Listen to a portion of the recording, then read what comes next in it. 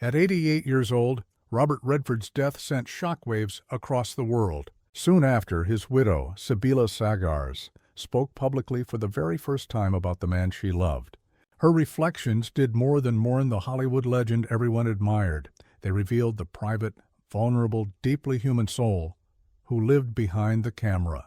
In opening her heart, she also opened the door to stories about Redford's life that had remained untold for decades.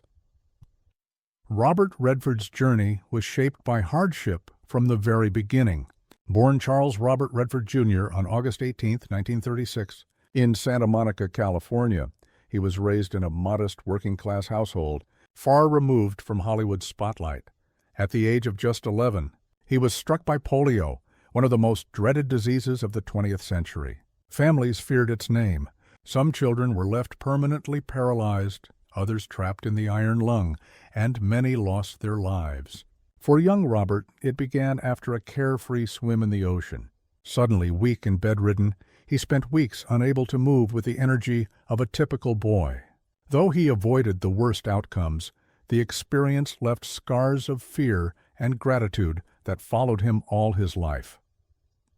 During his recovery, his mother, Martha, took him to Yosemite National Park, surrounded by towering cliffs, roaring waterfalls, and endless skies. Something awakened inside him.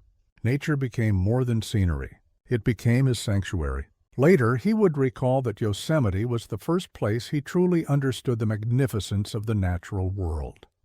But tragedy struck just as he was stepping into adulthood. At 18 years old, Robert lost his mother to septicemia after complications from childbirth. She had already endured the heartbreak of losing twin daughters, and now her own life ended too soon. For Robert, the loss was crushing. Martha had been his rock, the one who believed in him unconditionally. Without her, he spiraled into grief. He turned to alcohol, lost his baseball scholarship at the University of Colorado, and watched the once clear path ahead of him collapse. In the early 1950s, Redford's recklessness nearly cost him his life again. Driving at 90 mph toward Santa Barbara, he lost control of his car and crashed. Miraculously, he walked away unhurt, but the experience served as a stark reminder of how fragile life could be. Searching for direction, he traveled across Europe. In Paris, Florence, and beyond, he discovered art, history, and a culture of spirited debate. Young students gathered in cafes to argue about politics, fairness, and the future of their countries. Listening to them, Redford realized how little he understood of politics, even in his own America. Embarrassed but inspired, he began devouring books across the political spectrum. Politics was no longer dull. It became urgent, alive, and deeply human. As he built his adult life, success and sorrow walked hand in hand. In 1958, Redford married historian Lola Van Wagenen.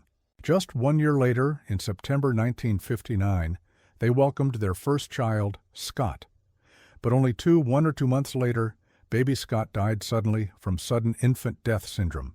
Robert was 21, Lola only 20. The loss devastated them, and the grief never truly faded. The couple went on to have 3 more children, Shauna, 1960, David James Jamie, 1962, and Amy, 1970. Yet even in the love of a growing family, the absence of Scott lingered like a shadow. Jamie's journey, too, was filled with hardship.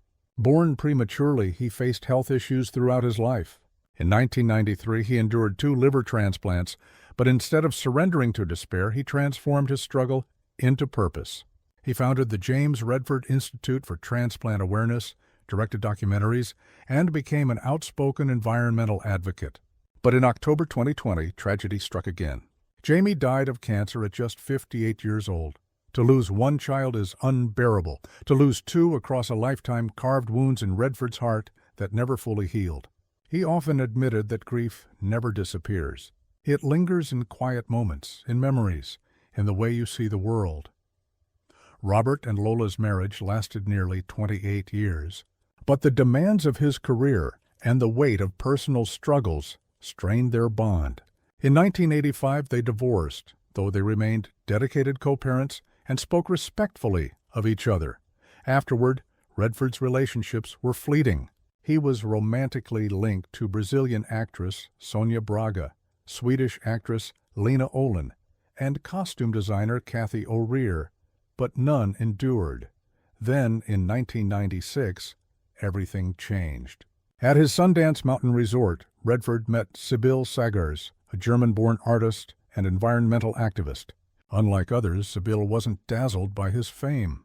She had seen only fragments of his films, and instead of treating him as an icon, she saw him simply as a man. Their love blossomed quietly, away from Hollywood spotlights. They grew close through walks in nature, late-night conversations, and shared passions for art and the environment. In 2009, after more than a decade together, they married in Hamburg, Germany. Their relationship wasn't about glamour, but about companionship and purpose. Together, they launched The Way of the Rain in 2015, blending art with environmental awareness. Robert often called Sibylle his renewal. She described him as her greatest blessing. By the 2000s, Redford had nothing left to prove. He became selective, choosing projects that carried weight rather than chasing commercial success.